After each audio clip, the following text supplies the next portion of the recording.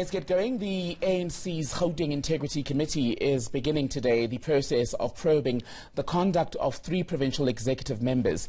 This after allegations emerged of a multi-million-rand PPE tender scandal.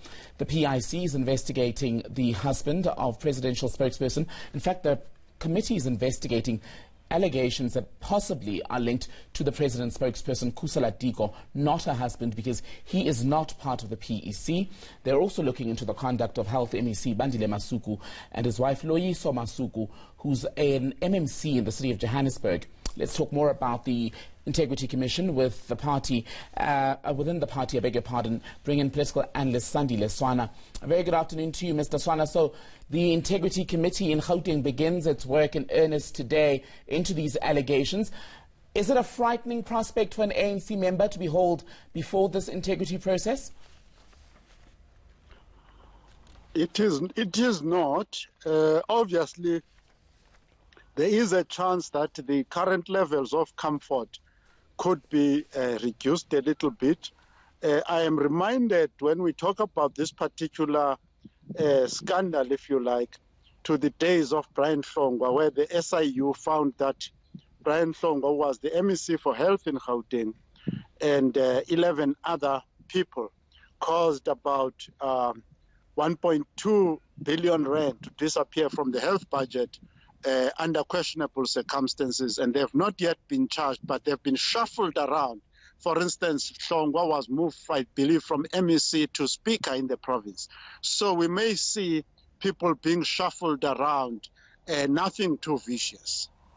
And apart from the fate of the 3 individuals here, Khusela Diko, Bandile Masuku and his wife Loyiso Masuku, how much is riding on whatever outcome this process reaches for the ANC as an organization?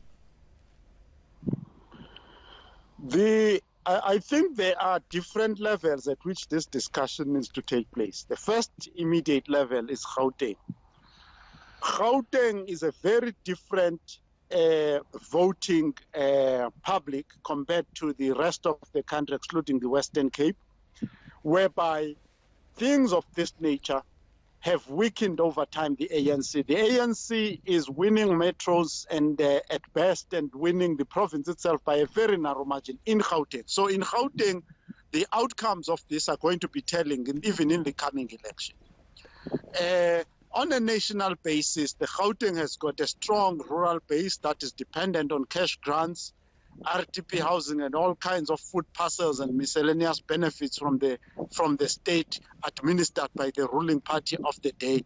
So from that side, they might be be quite strong in the rural areas and getting that rural vote in, and to a certain degree some of the township votes in certain provinces. But in Gauteng, they are going to struggle.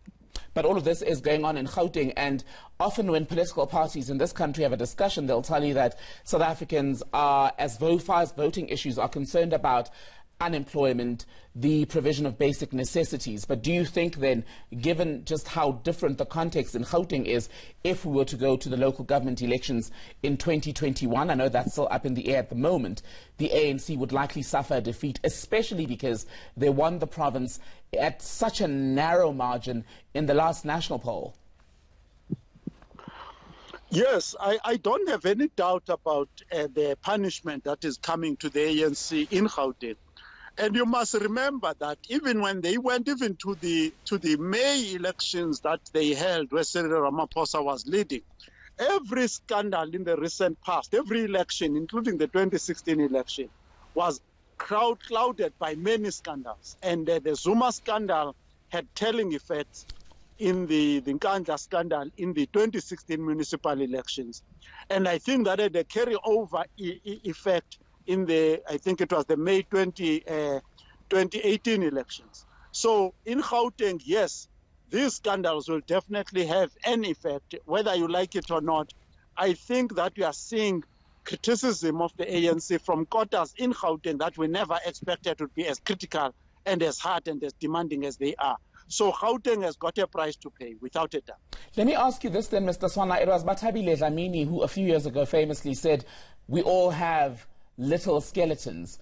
I wonder then how much those skeletons interfere or colour the ANC's ability to deal with, to address allegations of corruption perhaps more robustly? There is no doubt to any person who reads newspaper reports and other state reports, whether they are from the Auditor General, SIU, and elsewhere. There are skeletons in the cabinet for every single, for most of the senior members of the ANC. There is something there.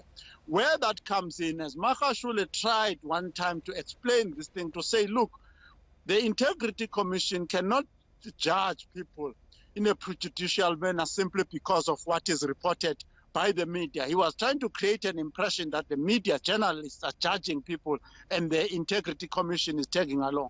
But the reality is that credible institutions such as the Auditor General, SIU, and many others are finding against senior members of the ANC. And more specifically, the reputation of both its leaders and the ANC itself, when it comes to integrity and trustworthiness, is in big question right now. So that then the members themselves are unable to correct each other because they are implicated themselves in many of these scandals. And you look at what we've just read this week, you've got more dirt, if you will, allegations coming up against the Masukus and the Dikos. You've also got allegations now about the involvement of Ace Magashule, the ANC SG, and his sons in alleged wrongdoing in the Free State. And if you cast your eyes not too far back, it is quite synonymous with the road to ANC conferences, provincial and national, that when we get closer to that period, we start to hear a lot of the dirt. Do you expect that it's going to get messier? This problem has got many layers to it. But for the voting public, what you and I and those of us who pay whatever extent of taxes that we pay, the first thing that you've got to accept is that the ruling party actually finances its own elections through siphoning money from tenders. I think most ANC members would agree with that. So that is the first problem, that the election, when an ANC goes into the election, it goes into an election on at best on an undisclosed scandal because of how it finances its elections. Then the second one is the nomination of candidates based on vague and totally unclear criterion as to what makes you a candidate to be a councillor in the ANC. Now, what that does is that it causes this throwing up of an assortment of scandals. Those scandals, I have serious doubts whether they've actually had any effect in changing those lists. I think Ace Magashule was quite able in the last election to push for what we might have called tainted members of the ANC to be in the cabinet, to be in all kinds of places, to remain on the list of the ANC. And I don't see any difference. The people in the VPS scandal, Ace Magashule has been pushing for that they be re-established in Limpopo and elsewhere.